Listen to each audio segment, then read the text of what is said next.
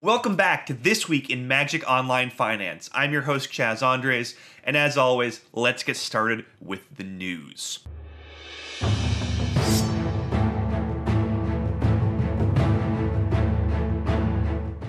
Now, I want to begin the week by taking a look at the standard metagame, specifically the decks that are viable and showing up a lot in Magic Online.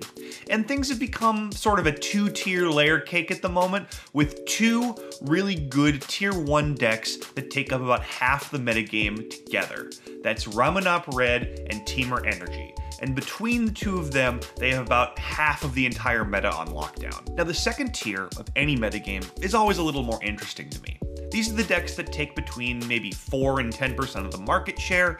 They're ascending strategies, they're rogue strategies, they're things that were really powerful, but maybe you don't see them quite as much anymore.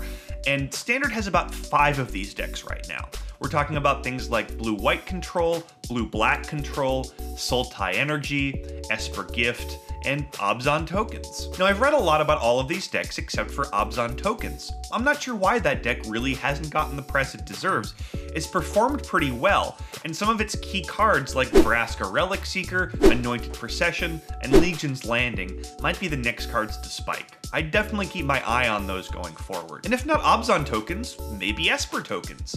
I hadn't heard much about that deck before this weekend, but it showed up at Nationals and it looks pretty good. As opposed to going into green for Vraska Relic Seeker, this deck goes into blue for Search for Azcanta and Champion of Wits. It's a really interesting, powerful, spicy brew, and you know how much people love their token strategies. The one thing that does give me pause is that token strategies tend to be vulnerable to hate. There are some very powerful hate cards in the format right now, and I don't think either Abzan or Esper Tokens is going to be joining Ramunap Red at the very top of the metagame.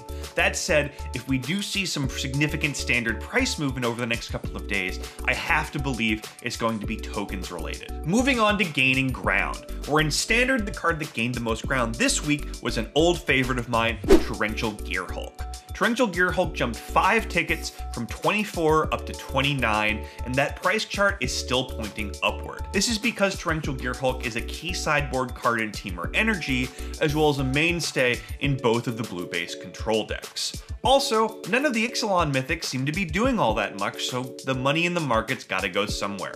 Torrential Gearhulk right now is one of the main places where it's heading. I wouldn't be surprised if this card ends up stabilizing in the 30 to 35 ticket range for a little while. Now in Modern, 2 of the biggest gainers this week were old favorites of this video cast. I'm talking about Celestial Colonnade and Scapeshift. Both of these cards ended the week at about 27 tickets. Celestial Colonnade gained about 5, going from 22 to 27, and Scapeshift gained about 2, going from 25 to 27. Why the drop? Why the climb? It's the seasonal market trend thing again. People sell their cards to buy into Ixalan, they bottom out, people say, hey, wait a minute, I need these for Modern and the price is really low. They buy back in, and the chart goes back up again. I think both of these cards are going to end up stabilizing back in the 30 to 33 ticket range, so your window to buy low is closing. Now, the biggest loser of the week in Standard was Herald of Anguish. The card dropped 2 tickets from 5 down to 3, which doesn't seem like a lot, but I know some of you were heavily invested in Herald of Anguish. It was a very popular, very sexy spec target a little bit earlier this month when it looked like Grixis Tezzeret might be the next hot thing in Standard. Herald of Anguish is a 4-of in that deck, it's a mythic, and it looked like it might make some serious gains. Unfortunately, I haven't seen a lot of Grixis Tezzeret, and I'm not sure we will. And this card may end up back down at about 1.5, which is where it was before the hype started up. And if so, it might be time to sell now at 3. I know it's probably a loss, but I would get out. Just keep a few copies around just in case the deck ends up actually happening. Maybe buy back in if you start to see it show up again in one of those 5-0 lists. But for now, I really don't think this is going to happen, and I think it's time to move on. Now, last week in Modern, our biggest loser was Mox Opal, and I told you it's a seasonal trend, it might be time to buy in. Unfortunately, the card tanked another 7 tickets this week, bottoming out at 45. Joining it, Liliana of the Veil, which tanked 11 tickets this week, dropping from 72 down to 61. I guess I should be a little worried about these prices, but I'm just not. If you look at the price charts, you'll see that both of them were either stable or gaining slightly right up to the release of Ixalan and then down, because people are selling their modern staples in order to buy into the hot new standard stuff. And I really do think that these prices will both rebound. Mox Opal appears to have actually bottomed out at 45. I think that is the bottom of its market. Liliana, it could go a little bit further down, definitely keep an eye on it. But the truth of the situation is that neither card is at risk of not being good in Modern. Liliana of the Veil is a top 10 card in the format easily, and Mox Opal is no slouch. Yeah, it requires Affinity to be good, but Affinity just went undefeated on day 1 of the Modern Open in Charlotte yesterday. The deck has been good for years, it's going to be good for at least a little while yet to come. If you need either of these staples, now is the time. Welcome to Sneak of the Week with my favorite sneak, Coraline. And I usually don't focus on standard cards in Sneak of the Week, but sometimes a really interesting one drops below my radar. And that's what happened with Aethersphere Harvester. Aethersphere Harvester is not the coolest vehicle in Standard, it's not the flashiest, it's not the most powerful, it's definitely the most important. It sees play in both of the format's top tier decks, Ramunap Red and Temur Energy, as well as Sultai Energy. And it's not a 4 of, it's not even a main deck card most of the time, but because it sees so much play in the format's best decks, it's actually sneaked from 2 tickets up to about 6.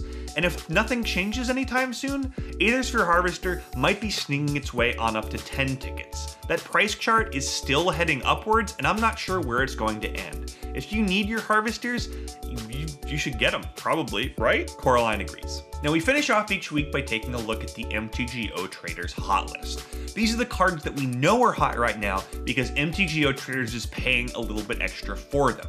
And you can find the hot list yourself at mtgotraders.com/hotlist or on Magic Online at hotlistbot and hotlistbot2. Now I wanted to highlight Kaladesh cards today because those were the biggest movers of the week. Torrential Gearhulk, we talked about it earlier, obviously it's on the hot list, and MTGO Traders is paying about 28 tickets for those.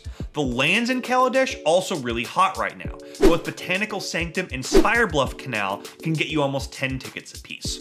Fumigate, a card that sees play in Abzan tokens, blue-white control, a couple of other decent decks, is worth a little more than 7, and the up-and-coming fast land, Inspiring Vantage, is sitting right around 2.5 tickets on the hot list. And that's all I got for you this week. I really hope you liked the video. If you did, please hit like and subscribe to the channel. MTGO Traders has got a ton of good stuff on here.